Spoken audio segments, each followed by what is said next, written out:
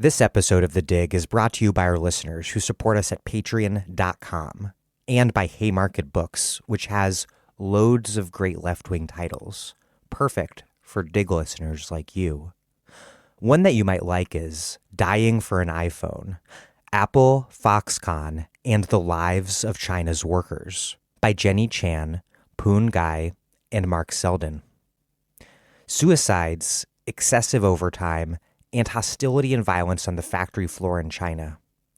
Drawing on vivid testimonies from rural migrant workers, student interns, managers, and trade union staff, Dying for an iPhone is a devastating expose of two of the world's most powerful companies, Foxconn and Apple. As the leading manufacturer of iPhones, iPads, and Kindles, and employing 1 million workers in China alone, Taiwanese invested Foxconn's drive to dominate global electronics manufacturing has aligned perfectly with China's goal of becoming the world leader in technology. This book reveals the human cost of that ambition and what our demands for the newest and best technology mean for workers. Dying for an iPhone, Apple, Foxconn, and the Lives of China's Workers by Jenny Chan, Poon Gai, and Mark Selden. Out now from Haymarket Books. Plus, I interviewed Jenny Chan for The Dig last year on Chinese political economy and the state of the working class and all of that, and I will link to that interview in the show notes.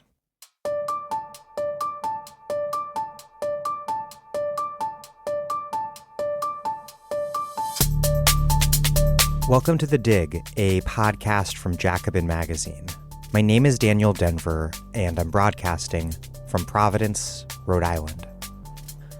Last week, I did a live video interview with left-wing economist and politician Yanis Varoufakis.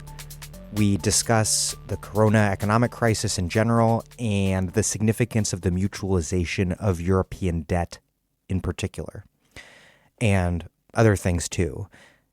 Anyhow, as you know, Yanis is always both sharp and extremely entertaining, and I'll make this intro very short because I'm heading out of town to visit my parents for the first time since this all began after self-administering a deeply uncomfortable COVID test at the Rhode Island Convention Center, sneezing and crying as a woman wearing a face shield observed me through my closed car window.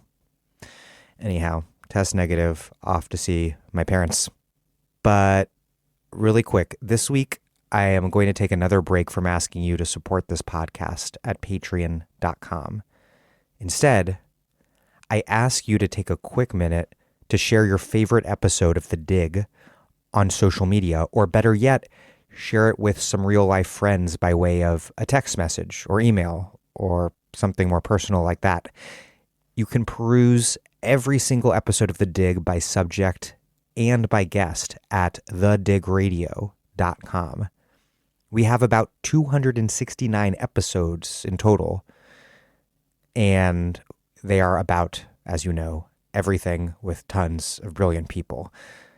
By my calculation, if every listener recruited one additional new listener, we would have twice as many listeners. And that, dear listeners, would be incredible. So please, as a personal favor to me, go to thedigradio.com, find a favorite episode, and share it with a friend or friends. I would appreciate that immensely. Okay, here we go. Yanis Varoufakis is an economist who served as Greek finance minister under the Syriza government. He currently leads the Mera 25 parliamentary bloc in the Hellenic Parliament. And a big thank you to the Lannan Foundation and to Haymarket Books for putting this interview and event together.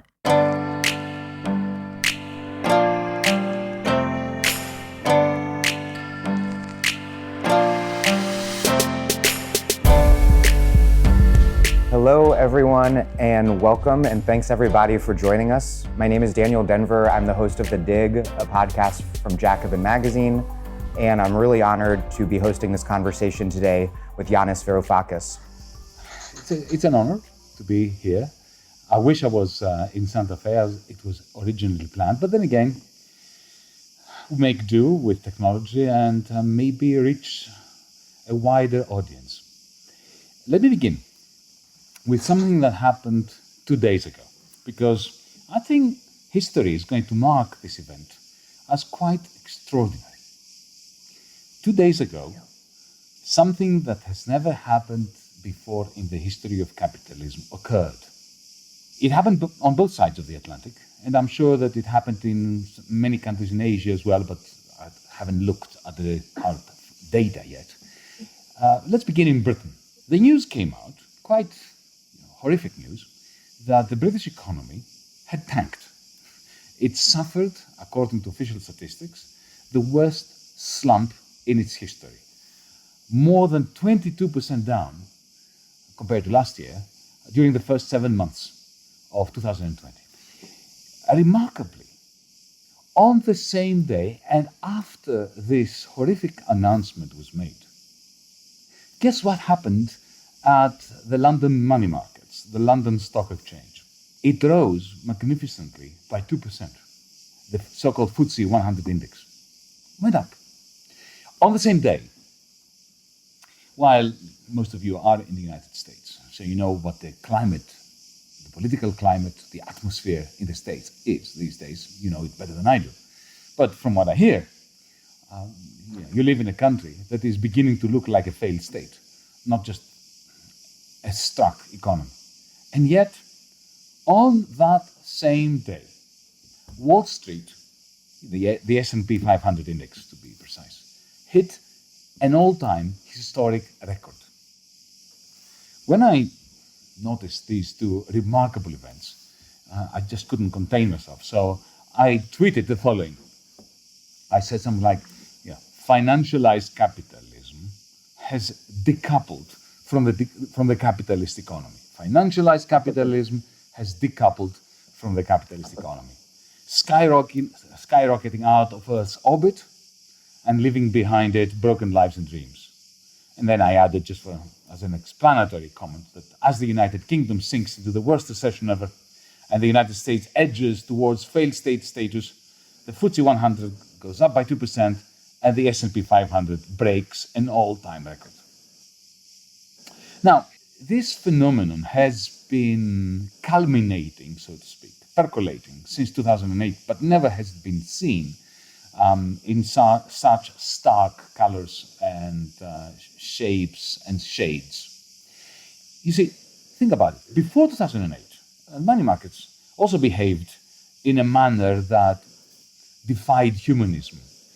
Do you remember, those of you who are old enough to remember, the pre-financial collapse of 2008 period, when news of mass firings of workers by General Motors, by General Electric, and so on, would routinely be followed by sharp rises in the share price of these companies, of the companies that were so-called letting workers go, as if they were concerned with their liberation from the shackles of employment.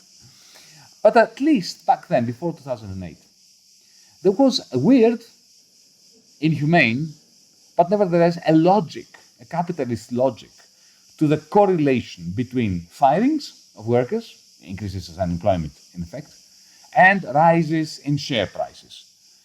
The logic was this, that once speculators predicted a reduction in the company's wage bill, expenses on wages, they immediately assumed, or they believed, that it was a reasonable assumption that others would assume, that this loss of personnel would lead to a rise in profits.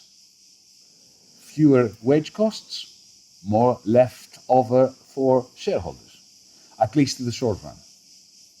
The mere belief that there were enough speculators out there, thinking that there were enough speculators out there who would form the expectation that enough financial power would enter the stock exchange to buy shares of companies that fired workers, that was enough to explain the phenomenon.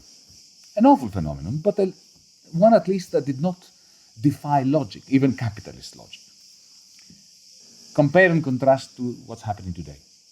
We're in the midst of this pandemic, Not one person in their right mind imagines that there are speculators out there who believe that there are enough speculators out there who believe that company profits in the United Kingdom or in the United States will rise anytime soon, that there will be enough left over for dividends, for shareholders.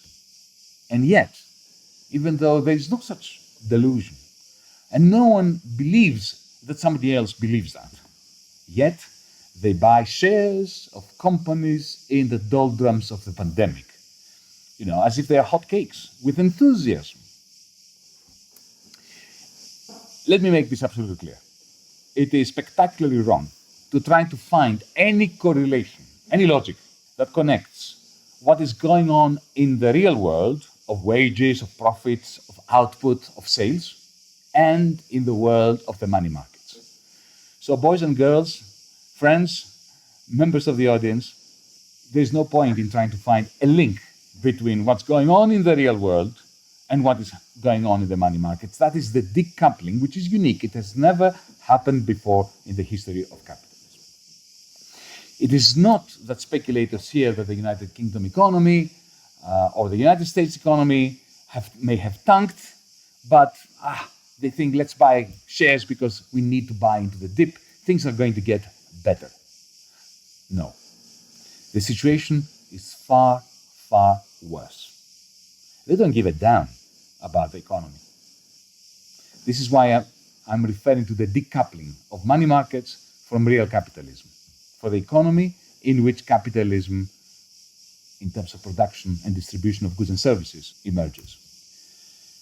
These speculators, like you and me, can see that COVID-19 has put capitalism in suspended animation, that it is destroying lives and livelihoods, that it is damaging our economies in a way that may turn out to be almost permanent, or at least medium to long term, that it is causing a new tsunami of poverty, that it demonstrates in every country and every town the pre-existing deep class and race divides. As some of us who were privileged enough to keep social distance rules during the lockdown know very well, because we could see an army of people out there laboring for a pittance and at the risk of their lives to cater to our needs. No, what we are living through now is not your typical capitalist disregard for human needs, the standard tendency of the capitalist system to be motivated only by the needs of profit maximization, of, as we leftists used to say, or still say, of capital accumulation. No, capitalism is now in a new, strange, weird, degenerate phase. I call it socialism for the very, very few, courtesy of the central banks and governments catering to a tiny oligarchy, and stringent austerity, coupled with cruel competition in an environment of industrial and perhaps technologically advanced feudalism for almost everyone else. This week's events in Wall Street and the City of London mark the turning point, the historical moment that I'm convinced about that. Future historians will undoubtedly pick out to say it was in the summer of 2020 when financial capitalism finally broke with the world of real people, including capitalists, old-fashioned capitalists, capitalists who are antiquated enough to continue to try to profit from producing things, from producing goods and services. But let me take you right to the beginning. Let's begin at the beginning. How did it all begin? Let's go beyond capitalism, actually before capitalism, during feudalism, feudal times, when the lord of the land owned the land and more or less the people working on them. Back then, debt, owing money or lending money, appeared at the very end of the economic cycle, a mere reflection of the power to accumulate by the landed gentry, who had the authority, the power, to siphon off or gather the surpluses. You see, you remember, under feudalism, production came first. So the peasants worked on the land, they planted, they harvested, that was production. This is the first thing that happened. Then you had distribution. How did it happen? How did distribution unfold? The sheriff on behalf of the Lord, would come over and collect the share of the harvest that belonged to the Lord.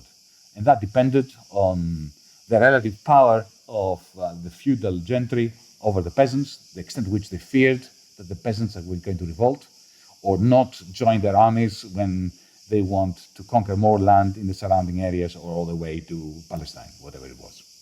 So production was first, distribution came second. Debt came last, third.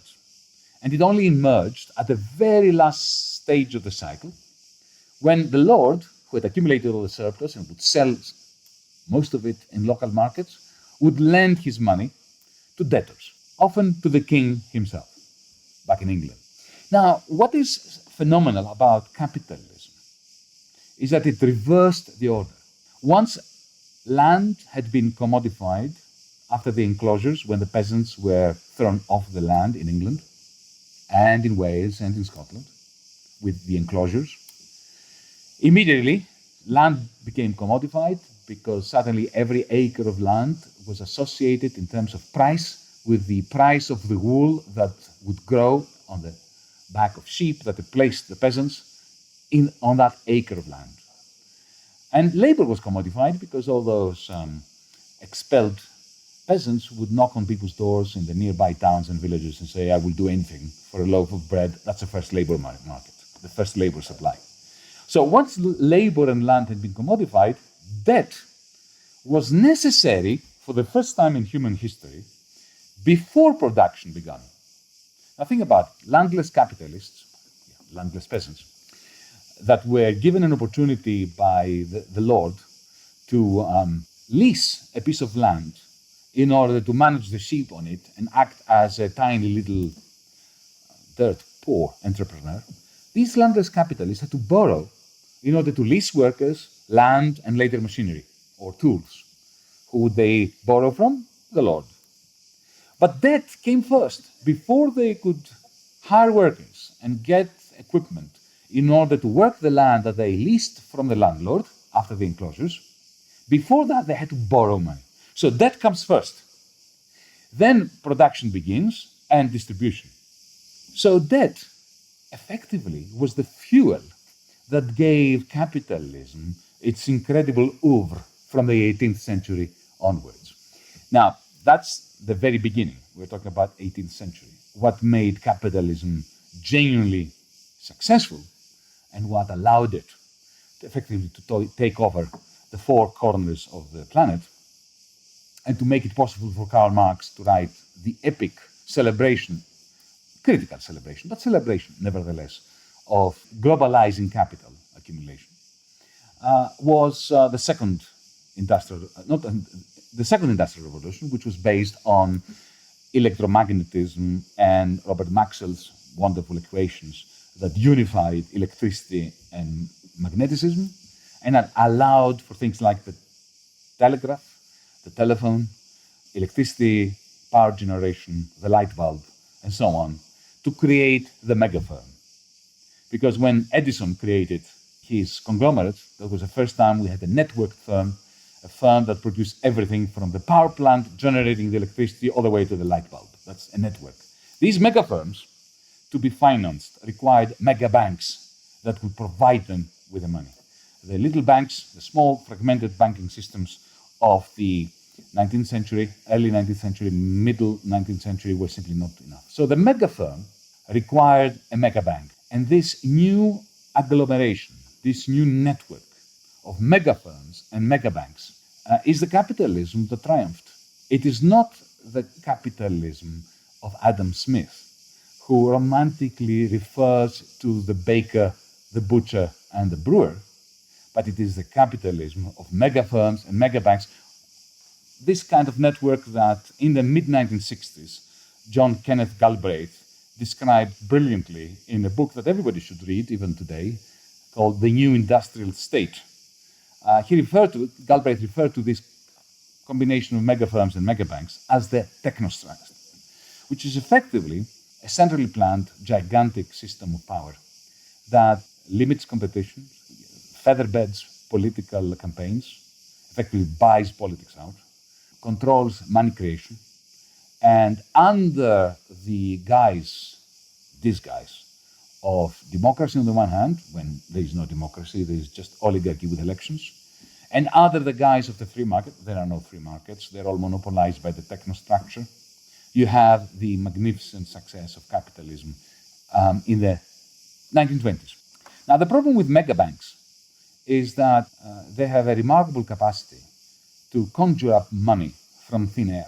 Most of our audience today knows that when a bank gives out a loan, it doesn't come out of the savings of anyone, it comes out of thin air. When the Bank of America or Citibank grants you a loan of $50,000, $100,000, this money doesn't exist. It's simply numbers that appear on a ledger, an electronic ledger, on your ATM screen or your web banking application. Once you start spending that, this money, these numbers go from your row on that, what is a database, to the row of somebody else. As long as this money generation generates new profits, then the system is not a pyramid scheme. But the more successful it is at generating new value, the banking system, the commercial banking system, finds it even more profitable to generate even more paper money, to conjure up even more greater, larger, taller mountain ranges of privately minted money. At some point, this just collapses. This is 1929 for you. After 1929, what did we have? We had the New Deal in the United States from 1933, which then morphed in 1944 with the Bretton Woods Conference into a global New Deal with political force used in order to keep bankers effectively neutered. A system of a global plan with the dollar at its center, run from Washington, D.C. internationally, which collapsed in 1971. Why? Because the United States lost its surpluses, trade surpluses, and by that time it was impossible to maintain the hegemony of effectively a single currency international capital system. And then we go from the global plan era of the 1950s and 60s into what I call the global minotaur era. You need to have read my book in order to see why I'm calling it that, so just forget it for a moment. What we have is a remarkable period between the 1970s and 2008, when the United States, from being a surplus country, becomes a deficit country, steps on the accelerator, boosts its deficits magnificently, and you have the United States economy operating like a huge vacuum cleaner that sucks into the territory of the United States both the net exports of China, and of course that before that of Germany, of Japan, and so on, and 70% of the profits of these foreign capitalists. On top of that tsunami of money coming into Wall Street, you had financialization. You give a few $1 billion to a banker to play with every day for 5 minutes, they find ways of making this grow for themselves. It's those paper tigers or houses of cards that collapsed in our generation's 1929, which took place in 2008. After 2008, capitalism changed drastically. In their attempt to refloat the crashed financial system, central banks channeled rivers of cheap debt money to the financial sector, while fiscal austerity limited the public's demand for goods and services. Unable to profit from austerity hit consumers in the States, in Greece, and Germany, corporations and financiers were hooked up to the central banks to that constant drip feed of debt that central banks were producing on behalf of corporations that were becoming zombified. And then, in 2020, COVID-19 came along. COVID-19 found capitalism in this zombified state. With consumption and production hit at once, governments must now replace all incomes to a gargantuan extent. The way things are going, the zombification of banks and corporations that we've been experiencing since 2008 will engulf the rest of the capitalist economy. The necessary condition for avoiding this is a massive restructuring of public and private debts, which of course our oligarchy regimes are going to fight tooth and nail against. So the point I want to leave you with, and with which maybe we can start a conversation, is that post-capitalism is already happening. My difference with fellow leftists is that I do not believe that there is any guarantee that what comes after capitalism is necessarily going to be a good thing. It could prove very dystopic. Can we imagine conditions that may prove sufficient for post-capitalism to be good? Allow me to finish with a speculative and controversial statement. That will only happen. Markets can only begin to function in the public interest if, on the one hand, we terminate share markets, terminate them, not regulate them, terminate share markets, and terminate, not regulate, terminate labor markets, while at the same time we terminate commercial banking and having the Fed or the ECB or the Bank of England, central banks, granting everyone a digital account with a central bank. Wow. Thank you for that incredibly rapid-fire trip from feudalism to our present dystopic moment. And I want to start with the present dystopic moment and the current degenerate state of capitalism, which is somehow just far more degenerate than the last time we spoke a few years ago in New York. Because in fact, we cannot even be together in person today in Santa Fe as planned because things have gotten so profoundly dystopic. So to start, and you referenced this tweet, and I have the text of it here. You wrote, "Financial capitalism is decoupled from the capitalist economy, skyrocketing out of Earth's orbit, leaving behind it broken lives and dreams.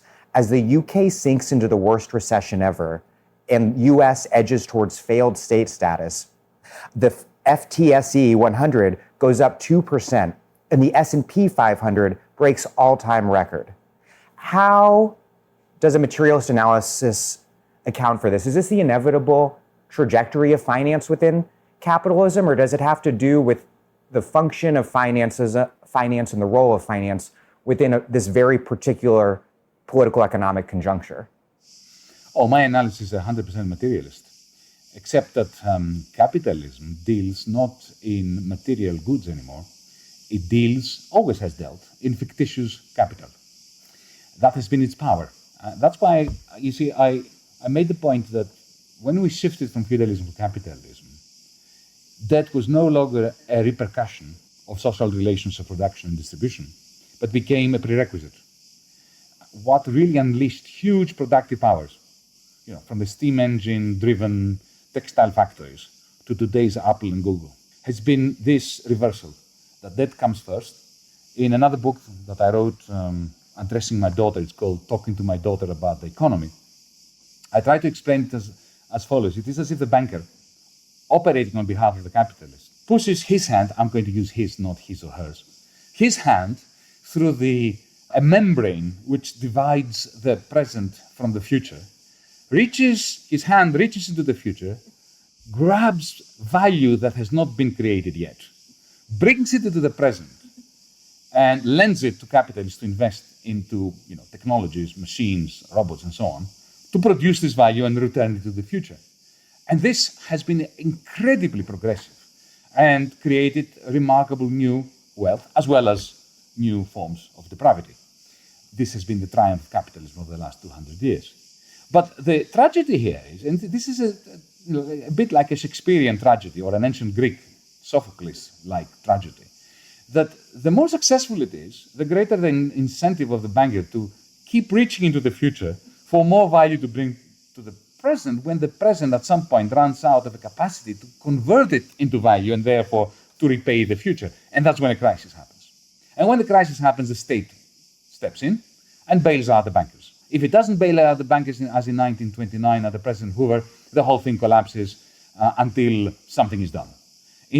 The only difference with 2008, between 1929 and 2008, is that in 2008 they didn't make the same mistake. They bailed out the bankers, which is not a good thing. They should have bailed out the banks, but not the bankers, but that's politics.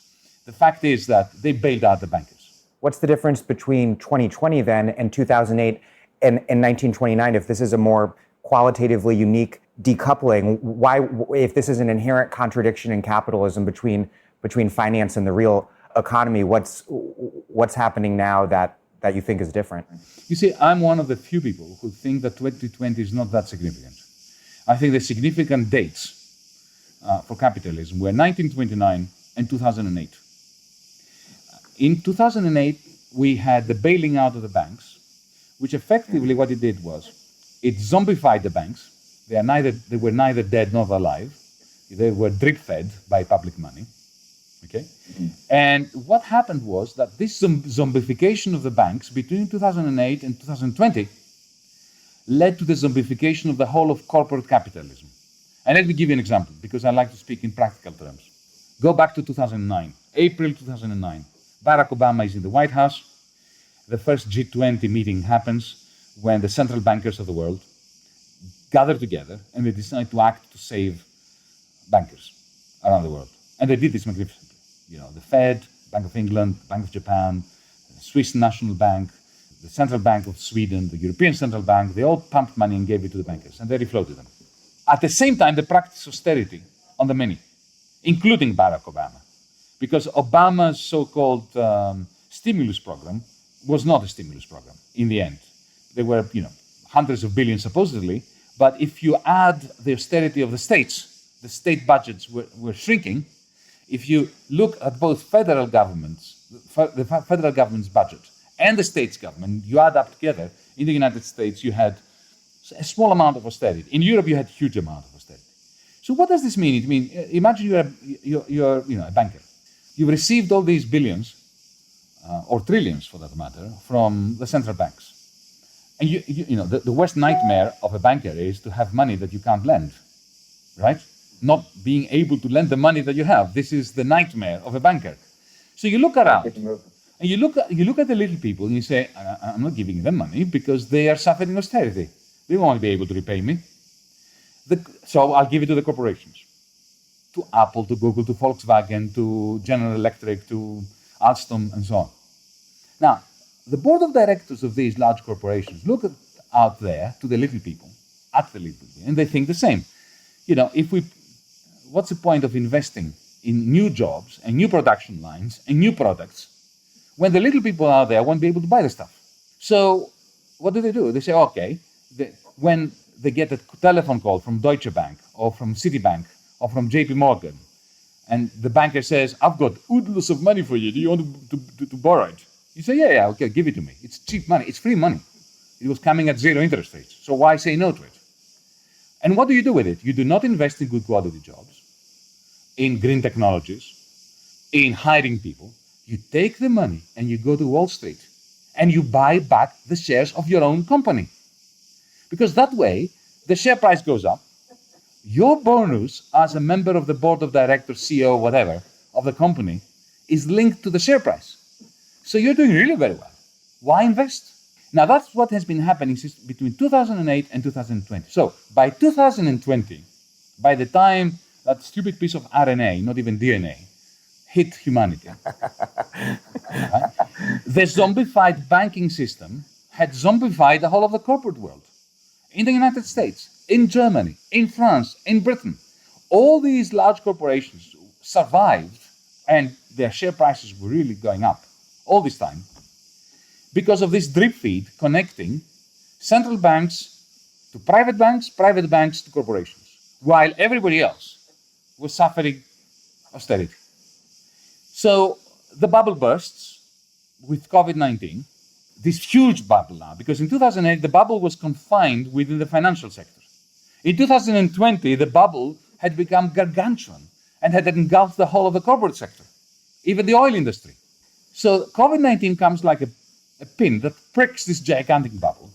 And the Fed, the ECB, they have one instrument, the same that they started using since 2008, which is to print money and refloat the bubbles that burst. Only this time, the bubbles are much greater than they were in 2008.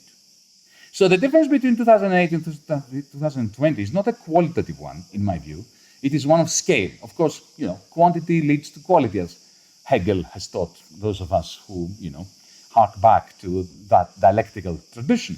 And now we have a situation where the increase in the quantity of money that the Fed, the European Central Bank, and so on have decided upon and have injected into corporates is just 10 times as large as in 2008.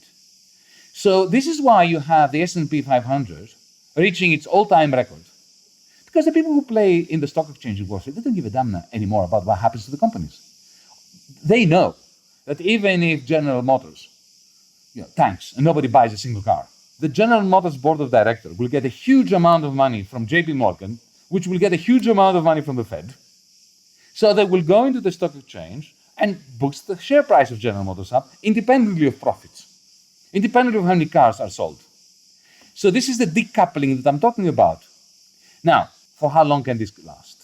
This is a political question. You see, bubbles burst.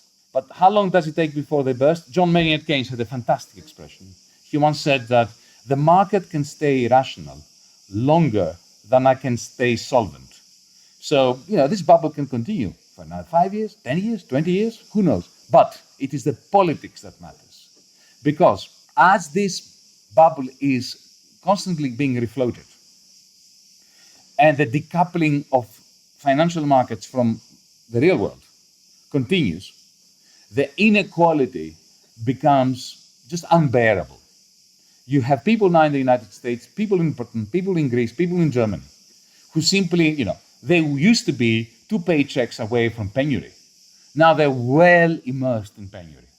While the good people in Wall Street, they are thinking of what they're going to do with their huge profits. At some point, the politics will break. Something will give. And it is in my estimation that it will be the politics. Now, the politics can give in 2 ways.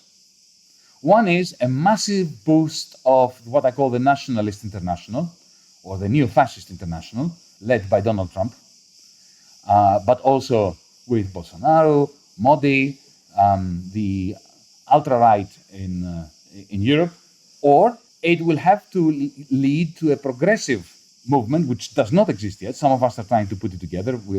You may have heard of the Progressive International, that some of us are trying to turn into a real worldwide movement. Either something like that is going to create a genuine Green New Deal for the world, not simply in terms of financing the green transition and good quality jobs and a shift of wealth from the global north to the global south. All these things are essential, but I don't think they are any longer sufficient. We need to become even more ambitious and talk about post-capitalism. I don't want to bury the lead of something pretty remarkable you said a few minutes ago, which is that you are one of the few people who doesn't believe 2020 matters. Is what you mean by that it doesn't matter the way that people think it does, that it matters more as an acute crisis that's greatest import is that it's exposed and manifest a more generalized crisis in waiting that pre-existed COVID-19? Is that what you're saying? Yes, I think, look, I'm not saying that 2020 does not matter. It matters hugely. But it is not if you want, a discontinuity in the history of capitalism the way 2008 was. 2008 was a discontinuity in the history of capitalism, in the same way that 1929 was. In 2008, that discontinuity caused central banks and governments to adopt the policy of socialism for the few, the zombification of corporates and banks, and austerity for the many. And that bloated capitalism with unsustainable debt, zombified the corporates, created huge inequalities, and that's when 2020 came, which was a much greater crisis than 2008 in terms of quantity, because if you look at the collapse in GDP, for instance, it's much greater in 2020 than it was in 2008. But it's a quantitative shock compared to 2008, which was a historic shift. So 2008 was smaller in magnitude, but more significant in terms of its historical transformation. It led to a gigantic bubble, which burst magnificently now with 2020. So the volume of the crisis now is much greater. But the reason why it is so great is because of what happened in 2008. So future historians, I think, are going to mark 2008 as the moment when capitalism began to effectively transform itself in a totally unsustainable system and manner. And 2020 was the final straw. That's really fascinating. And what's terrifying about that analysis, though, is that these sort of post-2008, 2020 moments might just keep coming and coming, what does the economic and political response that you've seen to COVID, both as a public health and economic crisis so far around the world, what does that tell you about how the various global elites might handle an era of more pandemics and mass disruption caused by climate change that we're already experiencing? Well, what I find very interesting, since you're asking me to comment on the way they're handling it, but the politics. Yeah. The economics is straightforward. They are just using the rule book of 2009, turbocharging it through quantitative easing. They're not doing anything more beyond that. Of course, the furlough scheme and all those things are just proof that neoliberals never meant it when they were admonishing the state. When Ronald Reagan was saying that, the most terrifying words in the English language are, I come from the state and I'm here to help you. He didn't really mean it. It was just a rhetorical flourish, right? The neoliberals always left the state more powerful than they found it, except that the power of the state that they invested in was power in favor of the oligarchy, not of the hoi polloi, right? So the neoliberalism is a complete hypocrisy, in the same way that Marxists were hypocrites under the Soviet Union, which has nothing to do with socialism.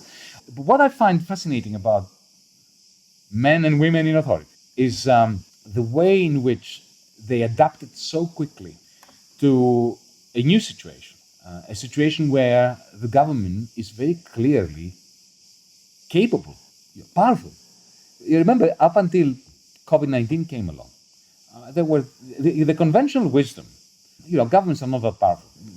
You remember Bill Clinton saying that he wants to come back as the bond market. The era of big government is over. Yeah.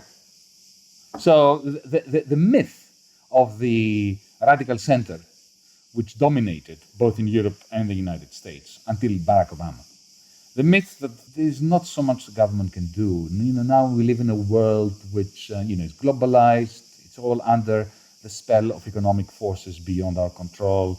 What we need to do is, cajole them and channel them and stroke them and be nice to them and, be realistic and not try to behave as if the state can do stuff.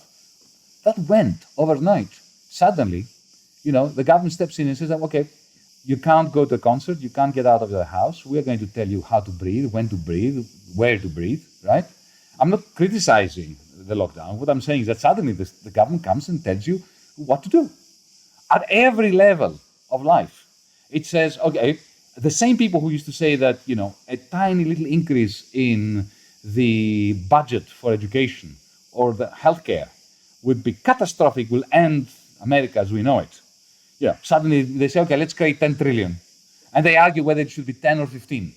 And they take over the labor market and they pay people's wages in Britain. Between 80 and 100% of wages have been paid by the government. The Bank of England suddenly announces that, don't worry about debt. We will buy the government debt. Primary market buying, something that I had never said. They were insisting was impossible. If this ever happens, then the banking system will collapse. Well, it happened. It didn't collapse. The banking system is doing really very well. There's a distinction between the U.S. and Europe here, right? Where like the Fed is acting in the U.S., but a lot of the other branches of government really believe their own propaganda, and we are experiencing a total inability of Congress to extend a very basic extension of unemployment benefits, thanks to Senate Republicans. My fellow Americans, my friends in America, I mean, right? I don't sound like an American president, but my friends in America live under this touching illusion that Europe is so much, much better than the United States. Folks, I've got bad news. It isn't. Because, yes, I mean, the difference between state governments in the United States and our nation-state governments in the Eurozone is that, yes, you have some real idiots running state governments in the United States, believing their own rhetoric. In Europe, it's worse, because we have nation-states that have absolutely no power. I live in a colony of the European Central Bank. It doesn't matter who is the Prime Minister of Greece. They don't have access to monetary policy. They don't have access to fiscal policy. They don't even have access to health policy. We have had, after 10 years of stringent austerity, we've lost 25% of doctors in the last 10 years through immigration. In the last 2 years, 50% of our medical school graduates are leaving the country. Now, think about that. For a country like Greece, that puts all this money into educating doctors, who then immediately go to Canada, Germany, New Zealand, and they serve the public health service or the private health service there. Imagine the waste of human capital by the Greek state, and there's nothing the Greek state can do to hire a few more doctors here. As a party leader, I go from hospital to hospital, and they are totally depleted. They are, the usual heroes and heroines doing remarkable work. Some of them haven't been home for 3 or 4 days and nights because there isn't enough staff. And the Greek government cannot hire anyone. The differences between the United States and Europe are not as great as the liberal imagination in the United States would have it. I'm Aziz Rana, and you're listening to The Dig, a great place for analysis about where we are, how we got here, and what can be done. It's my favorite podcast, and you can support it at patreon.com. This episode of The Dig is brought to you by our listeners who support us at patreon.com and by Verso Books, which has loads of great left-wing titles, perfect for Dig listeners like you. One that you might like is Revolting Prostitutes, The Fight for Sex Workers' Rights by Juno Mack and Molly Smith. Do you have to think that prostitution is good to support sex worker rights? How do sex worker rights fit with feminist and anti-capitalist politics? Is criminalizing clients progressive? And can the police deliver justice? In Revolting Prostitutes, sex workers Juno Mack and Molly Smith bring a fresh perspective to questions that have long been contentious.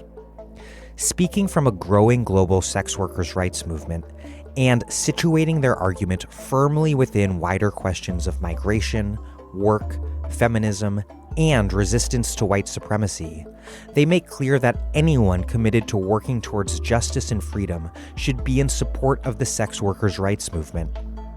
Revolting Prostitutes, The Fight for Sex Workers' Rights by Juno Mack and Molly Smith. Out now in paperback from Verso Books. The escapist liberal imagination here is vast. The recurrent pledges amongst the affluent liberal elite to move to Canada if X, Y, or Z happens. But let's talk about Europe, specifically the 750 billion euro post-pandemic EU recovery fund, which you've been writing a lot about recently. And Northern European governments hate it, which might lead one to conclude that it's a good thing. This crossing of what seemed to be such a red line around the mutualization of European debt seems significant and hopeful to a lot of people, but not to you.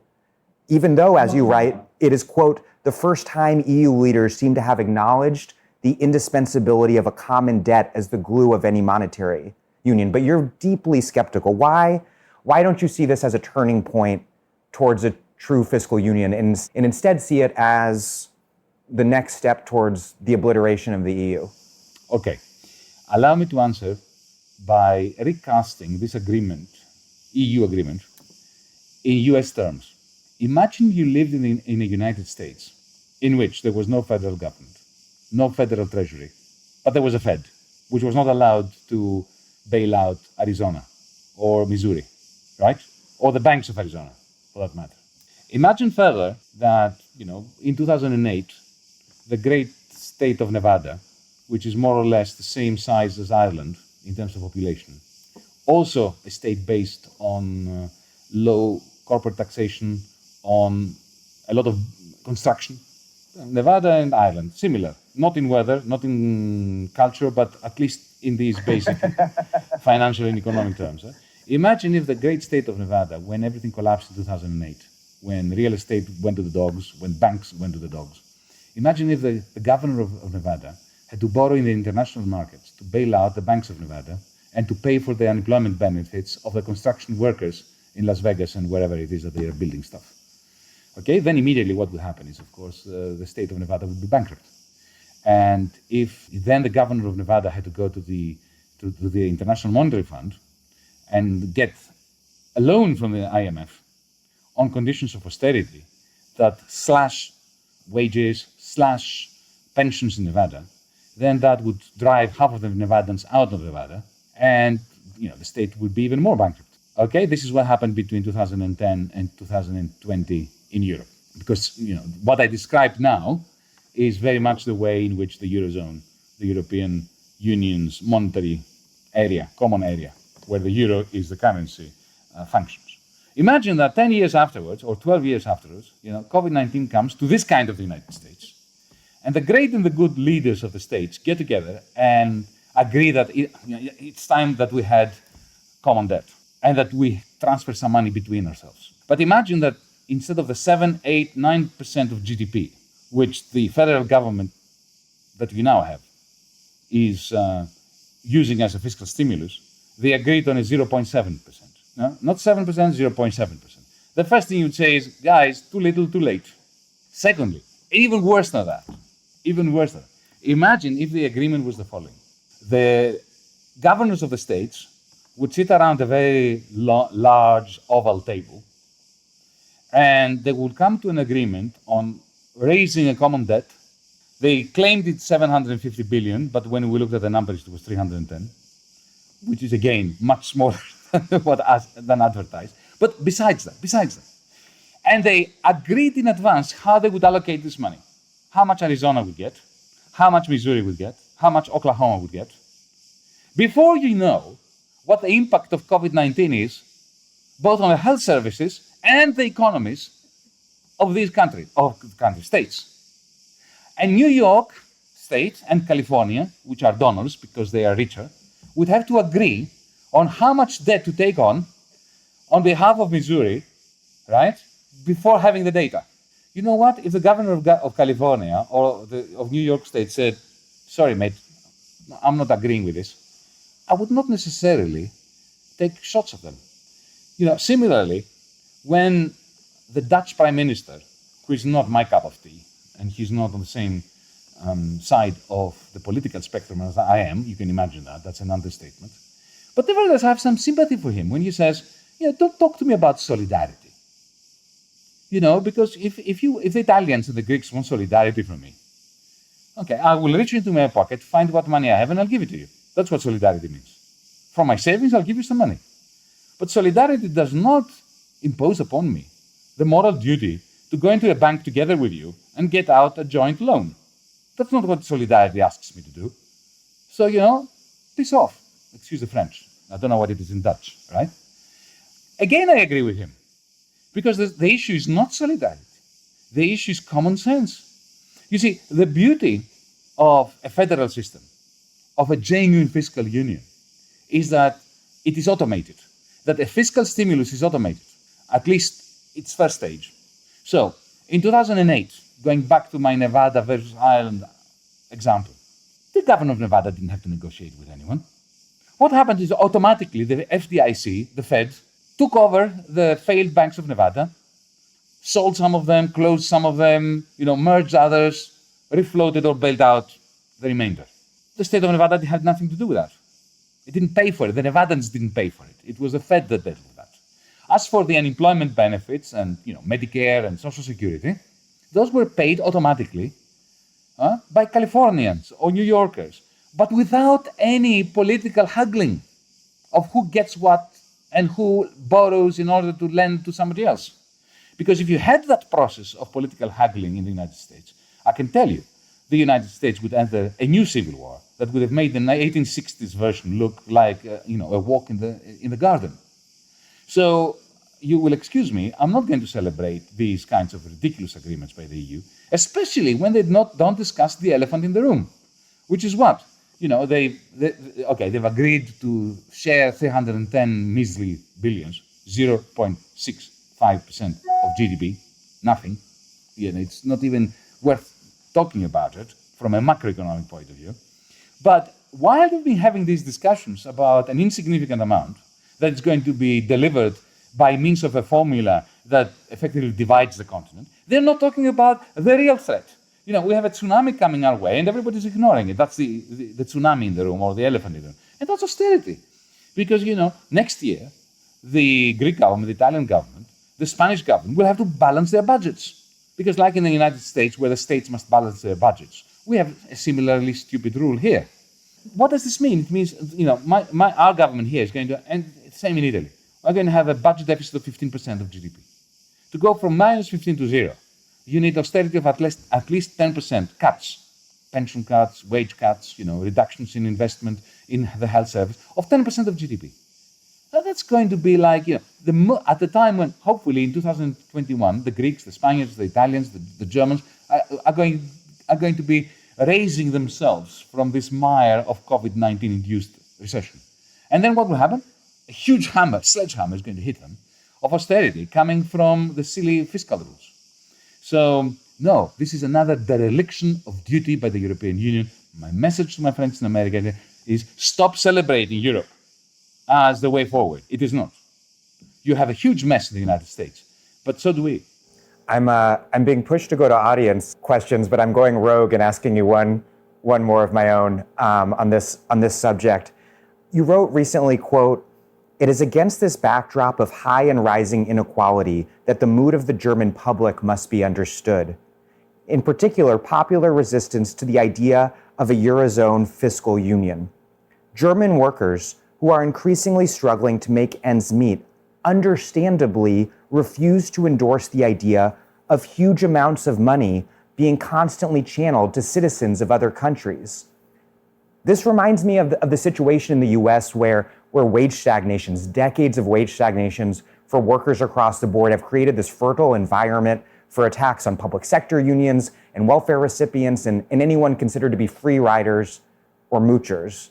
So my question is, before we move on to audience questions, how can the left confront this by linking up international redistributionist politics in the European context to domestic, internal redistributionist politics so that workers in one European country aren't pitted against workers in the other? Because that's currently quite the opposite of the way that things are functioning when neoliberalism runs into nationalism. You mentioned kindly the party that I lead in the Greek parliament, Mera 25. What is unique about Mera 25 is it completely belongs, it's not affiliated to, it belongs to a pan-European movement, which is called DM25. DM and Mera mean the same thing in Latin and in Greek. And we made a point of this, of starting that movement in Berlin in February of 2016.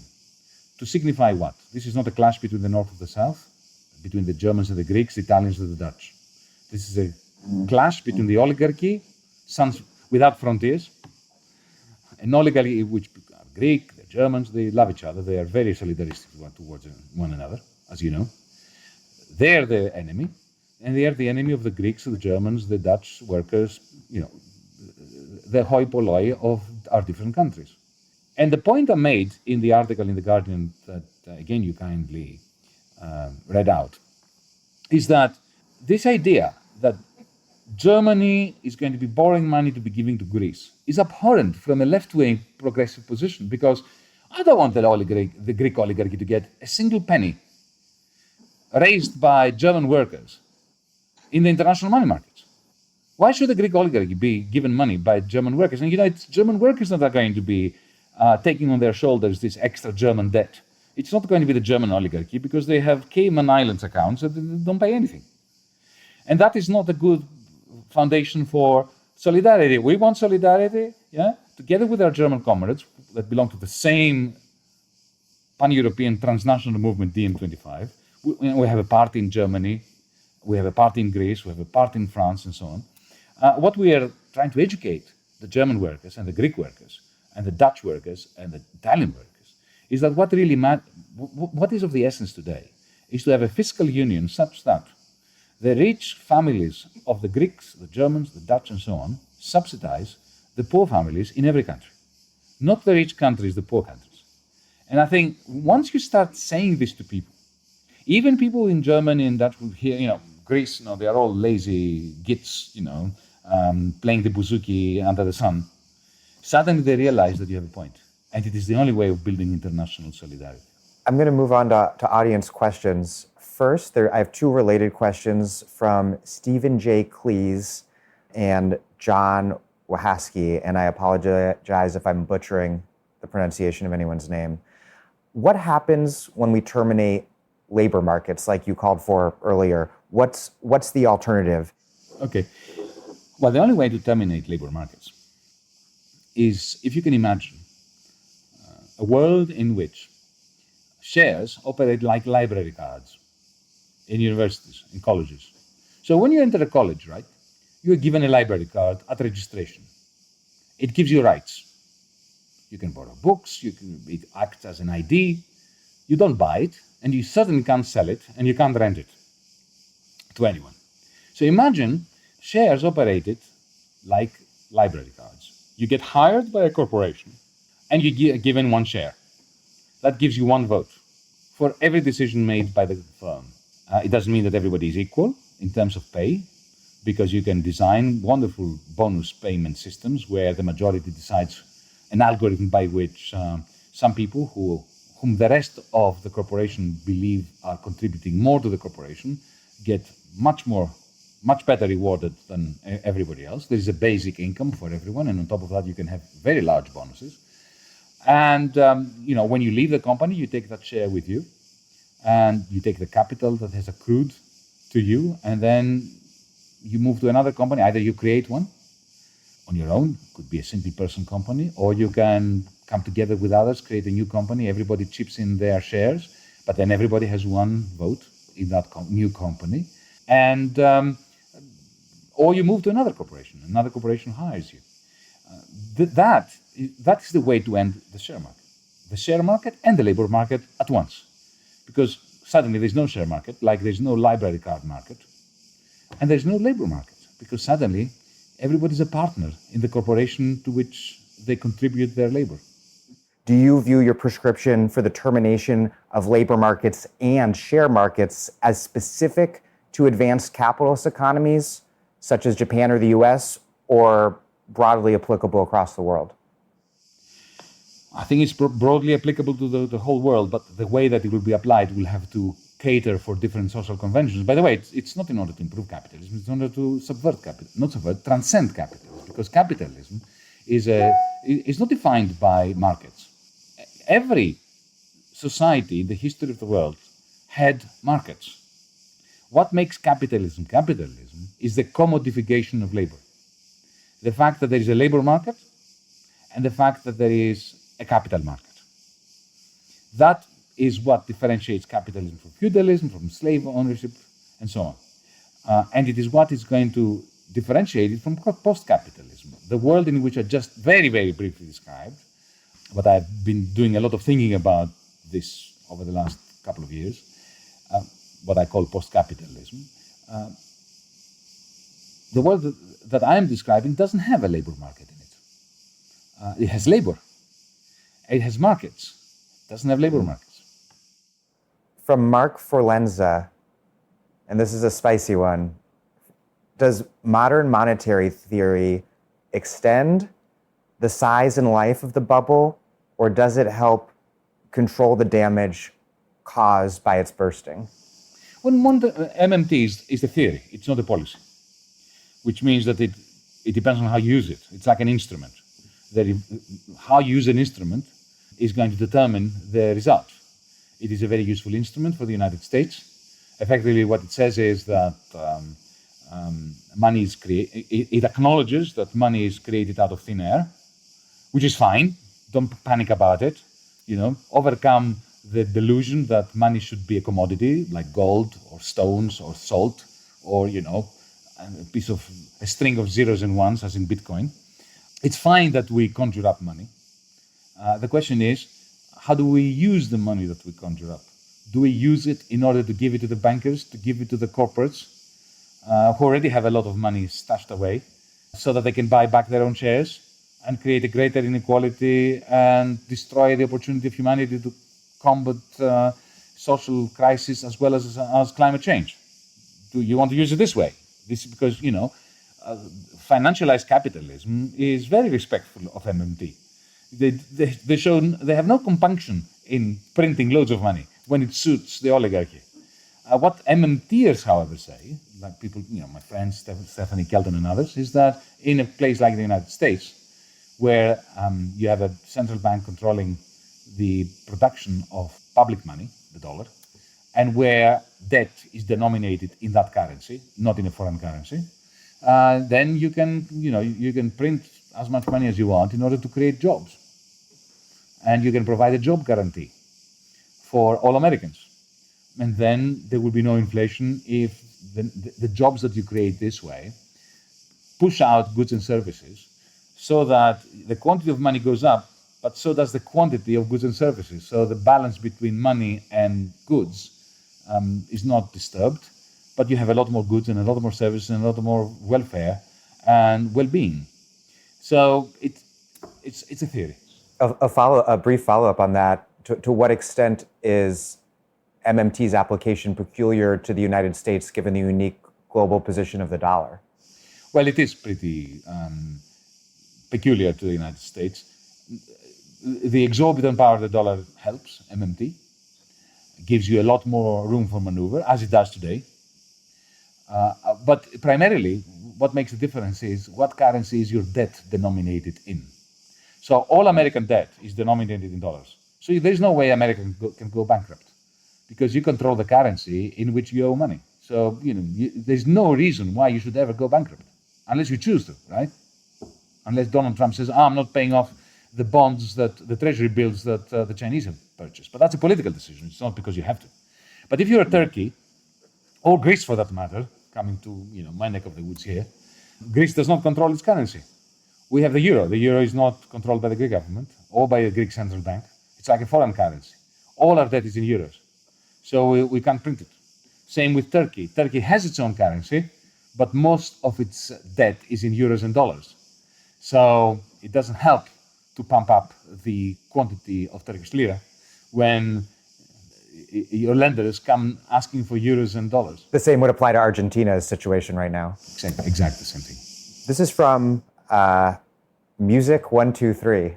Okay, Music 123.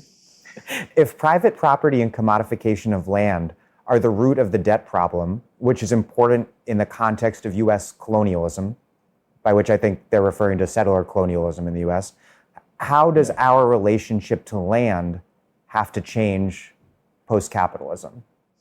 That's a very difficult and good question. Here is a very quick and dirty answer. How about every county splitting the land between two zones? One is a commercial zone and another is a social zone. You use, on a democratic basis, you make decisions about how you're going to utilize the commercial zone in order to create rents, which you then invest into the social zone. The whole land remains public, but the use of land, tenure, is granted in both the commercial zone to those who can afford it, and for free within the social zone. So this is an example of how you can democratize land, because unless we do, we are allowing the worst kind of monopoly that even liberals disdained over decades and centuries, to maintain a grip over the distribution of wealth. Here is the last question, which comes from Ian Soroka, and again, apologies to everyone whose name I'm likely butchering. Without power, we cannot institute economic policy. That seems true to me. Can you speak to the immediate historical horizon where our political choices in the US do not reflect the developing struggles in the street? And just to ad-lib, to expand on this question, where we are going to shortly, ostensibly be seeing presidential debates between Joe Biden and Donald Trump during a period the same year where we've seen the largest mass protests in US history demanding a very different sort of direction for the country. Well, in the same way that the financial sector is decoupled from capitalism, democratic politics, dominant establishment democratic politics, have decoupled from social movements, from the public's perception of what's going on. The presidential debates that you're going to be facing soon are going to be soul-destroying. Here you have Joe Biden, who has never failed to be on the wrong side of important decisions over the last decades. Financialization, war, rejection of Medicare for all, every single important debate where public opinion has shifted markedly in the United States, Joe Biden has been on the wrong side of. And he's the only hope against the misanthrope residing in the White House. One can only despair. But look, allow me to look at the hegemon from a tiny little colony of the West called Greece. We had a little revolution in 2015 when we won government against the oligarchy. That was snuffed out within 5 months. And those of us who were absolutely amazed to find on the 5th of July 2015 that the people of Greece gave us a 62% support for the radical alternative, and which of course were overthrown overnight by the Prime Minister then, forcing me to resign and others. Suddenly we found ourselves from the top of the mountain again into the troughs of hell. But, we didn't despair.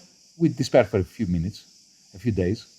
And then we started a new party and started from zero again, because every generation is condemned to fight the same struggle again and again and again. And in the end, we have to take courage from the fact that it is the struggle that gives us strength, and which is actually fun, not the capitulation. Well, thank you so much for all of that, Yanis. This has been a really great conversation, and thank you for making time to share your perspective on everything. And thanks so much to everyone who's been watching. Thank you again to Nicole for live captioning this event. Thank you to the Lannan Foundation and Haymarket Books for putting together this live stream and the whole discussion. And thank you to everyone who tuned in. And again, Yanis, thank you. Well, thank you very much. Thank you. It was, the last time we met was in person. They resulted in a great discussion. This one too. I hope the next time we are again in person with a proper audience. Not that our audience now is not proper, but I can't see them. I can't see you folks. I wish I could. Without this kind of socialization, especially those of us on the left bereft.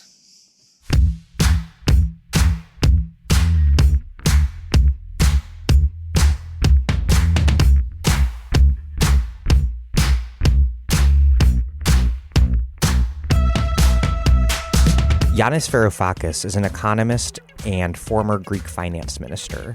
He is currently the head of the Mera 25 parliamentary bloc in the Hellenic Parliament. Thank you for listening to The Dig from Jacobin Magazine. As Marx once said, after noting that capital is money, capital is commodities, by virtue of it being value, it has acquired the occult ability to add value to itself. While other podcasts have only interpreted the world in various ways, our point is to change it. We're posting new episodes every week. The Dig was produced by Alex Lewis, music by Jeffrey Brodsky. Our communications coordinators are Julia Rock and Zachary Nin. Our senior advisor is Thea Riofrancos. Check out our vast archives at thedigradio.com.